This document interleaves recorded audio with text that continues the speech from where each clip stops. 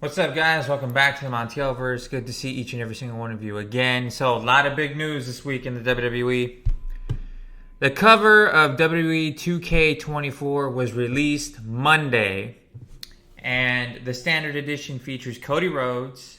The deluxe edition, for the first time ever, is featuring two females, two of the biggest stars in the women's wrestling division, Bianca Belair and Rhea Ripley. I would like to first congratulate all three of them. I know I'm a little late on this, but it is what it is. They deserve it. I mean, Rhea Ripley has carried the women's division for the last, year, I would say. Especially throughout 2023. It's in its entirety. She really stepped up, really benefited from joining the Judgment Day. And, I mean, she is quite arguably one of the greatest of all time. I know it's a little bit early to say that, but if she keeps on this path, she is going to be in that conversation for sure. And then obviously Bianca Belair, she held the championship. She had the longest reign of the modern era. I think it was well into 500 days, I believe. She's undefeated at WrestleMania. She's 3-0. And then with this, iconic version of the game, pretty much, the WrestleMania 40 Years edition, they would be remiss not to add her on the cover as well. Cody Rhodes, look, I definitely would agree with the option of him being the cover of the video game. The man he's over. The fans love him. People love his theme song. They love the character. They love his journey from being Stardust to what we know him to be today as the American Nightmare. So there's been a lot of character development, and these three superstars definitely deserve it. As far as 2K gaming goes and stuff, when it comes to the WWE, I'm really excited because they're going to add, casket matches, special guest referee matches, ambulance matches. They're going to add super finishers, which we just found out last night. I don't know if you guys saw this on Twitter or X. Cody's super finisher is the trifecta crossroads. So when he grabs you, he's going to do 3 crossroads on you. You can do nothing about it, pretty much. Kind of like what he did to Roman right before he lost at WrestleMania 39. So that's really freaking cool.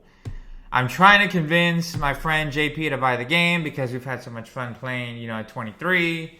So, but he's not that big of a fan of the franchise as I am, so hopefully I can convince him and stuff. When the roster reveal does happen, I plan to do a video, possibly even a live stream on it, where we'll be watching the roster reveal happen in real time. So depending on how my schedule is and all that, because I do have classes and stuff like that I need to attend to. So, but hopefully I can bring that to you guys.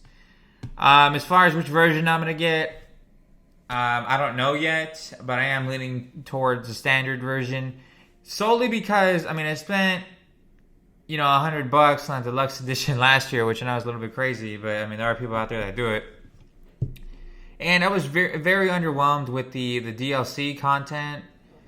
That was maybe 5 stars out of 25 that were released or whatever for DLC that I really liked and enjoyed playing. So that's not a very good ratio. So I'm going to have to see what the DLC packs look like, and then I'll make my decision from there. So I'm very excited about this game. I've been a huge fan of the WWE franchise for a long time. I had SmackDown vs. Raw 2008. I had WWE 12, WWE 13. I skipped all the way to WWE 2K17. I had 2K18, 2K19, skipped out on 20. I got Battlegrounds because it was COVID, I was just trying to find a distraction or whatever. And then obviously 2K22 and 2K23. So I've been with this, gaming franchise for a while now. And I really like what I've been seeing the last 2 years. So hopefully they continue on that. Hopefully it's bigger, badder, and better than the previous year. I do love the covers. I would love to get the 40 years WrestleMania edition. But the biggest drawback for me personally is the fact that it's just digital. There's no case. So how can you come up with a cover like that, for a game that's not even a physical case? I don't understand why they just don't make a case. You know what I'm saying? Like, from a collector standpoint, it makes no sense. I mean, one thing I will say that I have been disappointed in WWE and 2K for is that, I mean, WWE 2K19 came with like a freaking Ric Flair pop and, you know, all these extras that you got with, you know, the biggest edition that there was. Nowadays, it's like you just get the game and, you know, a couple of, you know, digital things that you may or may not even like. There's nothing like collectible about it. They're kind of like straight away from that. And I guess it makes sense because, you know, gaming is, you know, really, they're trying to push us towards the digital thing, but like, I don't know, for me personally, I've always been more of a physical collector than a digital collector. Like, as far as Funko Pops on that go, just for example, in movies, I'd rather have my 4K Steelbooks and Funko Pops and, you know, NFTs and, you know, streaming. Anyways. So let me know what you guys think about the covers. I think they did an excellent job selecting the 2 or 3 faces of the game. And I really do like the cover art. So let me know what you guys think about the cover art and the stars that they chose. And I'll see you guys in the next video. So, deuces.